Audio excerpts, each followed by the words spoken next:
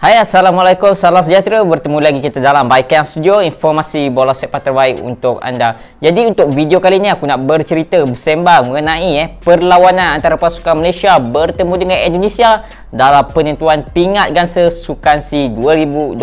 Jadi seperti mana korang tahu, kalau perlawanan antara Malaysia dan juga Indonesia, confirm perlawanan tersebut akan menjadi panas, akan menjadi hangat. Sebab apa Derby Nusantara ni akan sememangnya ditunggu-tunggu oleh penyokong Malaysia dan juga Indonesia. Sedikit sayang, kita dah bermain cukup baik, terutamanya barisan pertahanan, namun sedikit kealpaan, sedikit kesilapan telah memberikan Vietnam free kick, dan free kick tersebutlah telah memberi gol untuk Vietnam mara ke final dan kita gagal untuk penentuan pingat emas. Namun perjuangan masih belum selesai, kita masih ada untuk penentuan pingat gangsa. Moh kita buat balik insya-Allah. Jadi kalau kita recap sejarah balik untuk bola sepak Sukan SEA untuk penentuan pingat gangsa dari tahun 1977 sehinggalah tahun 2019, Indonesia telah layak sebanyak 10 kali, manakala Malaysia 5 kali, dan 2 pertemuan antara Indonesia dan juga Malaysia sebanyak 2 kali untuk penentuan pingat gangsa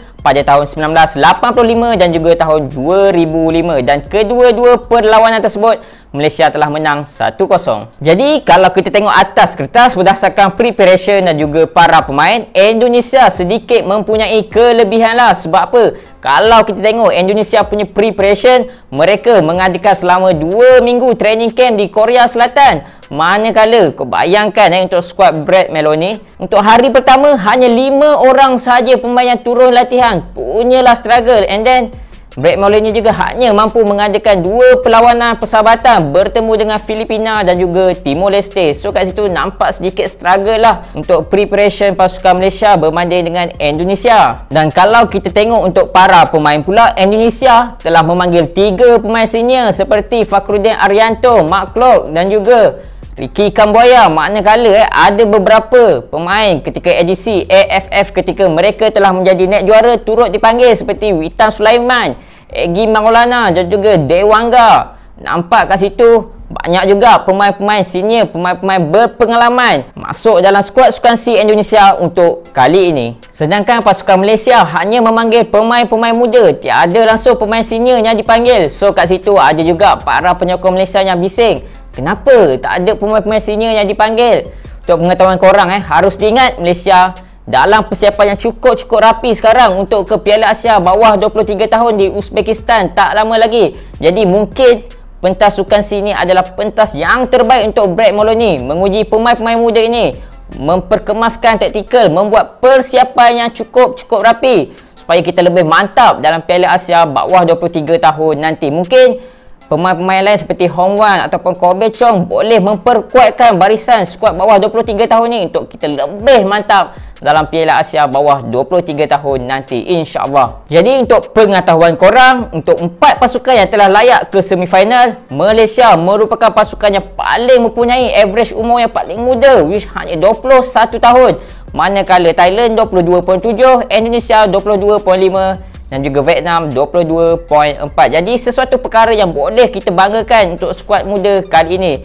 Jadi berdasarkan harta kertas, mungkin kalau kita tengok as preparation dan juga para pemain, Indonesia sedikit mempunyai kelebihan. Namun aku still percaya bola itu bulat dan pasukan muda skuad kebangsaan ni mungkin boleh juga cipta kejutan untuk kita menang pingat gangsa insya-Allah. Jadi kalau kita recap balik untuk peringkat kumpulan, Indonesia telah menang 3 perlawanan dan kalah 1 kali bertemu dengan Vietnam, dan mereka telah hasilkan 11 gol dan 5 bolos. Manakala Malaysia telah menang 2 perlawanan dan juga seri 2 kali, dan Malaysia telah jaringkan 9 gol dan juga 6 bolos.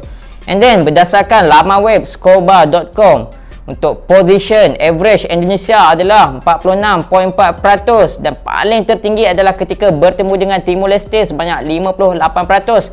Manakala untuk average pasukan position untuk pasukan Malaysia adalah 56.4% dan tertinggi ketika bertemu dengan Singapura adalah 65%. Jadi sepanjang Sukan SEA sehinggalah ketika bertemu dengan pasukan Vietnam baru-baru ni, Malaysia telah menghasilkan 377 total attack dan juga 32 shot on target. Dan ketika bertemu dengan Kemboja, itu adalah paling banyak Malaysia menyerang dengan 92 attack dan juga 10 shot on target. Manakala untuk Indonesia pula, mereka telah menghasilkan 332 total attack sepanjang 5 game ni dan juga 31 shot on target. Dan ketika bertemu dengan Timor Leste, itu adalah paling dominan mereka menyerang dengan menghasilkan 79 attack dan juga 11 shot on target. Jadi untuk 3 pemain tumpuan untuk setiap pasukan, untuk pasukan Indonesia aku boleh beri kepada Egy Maulana dan juga Witan Sulaiman yang masing-masing telah skor 3 gol.